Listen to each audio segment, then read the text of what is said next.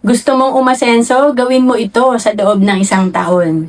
Una, isulat mo ang iyong net worth at gumawa ka ng goal.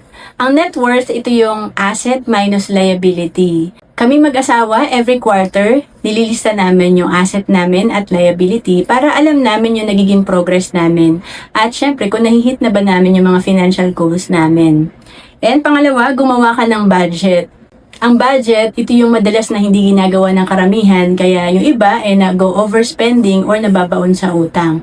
Kapag tayo ay may budget, mas nadidisiplina natin yung sarili natin at dito nakakapag-ipon na tayo.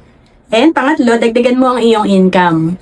Kung kulang ang ating kinikita, importante meron tayong other source of income. Para yung additional income natin, ito yung additional na magiging ipon natin. Pang-apat, simulan mong ipunin ang iyong emergency fund. Ang emergency fund, ito yung laman ng ating savings account na 3 to 6 months. Kung kumikita ka ng 20,000 per month, at least meron kang 60,000 sa iyong savings account para ito yung pondo na gagamitin mo in case of emergency. Kagaya ng pag mawalan ka ng trabaho or may magkasakit sa pamilya.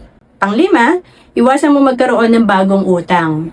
Pag tayo ay nagkakaroon ng utang, dito nagsisimula na magkaroon tayo ng stress at tumataas na ang interest nito. Kaya importante, disiplinahin na rin ang sarili natin para hindi tayo mababaon sa utang.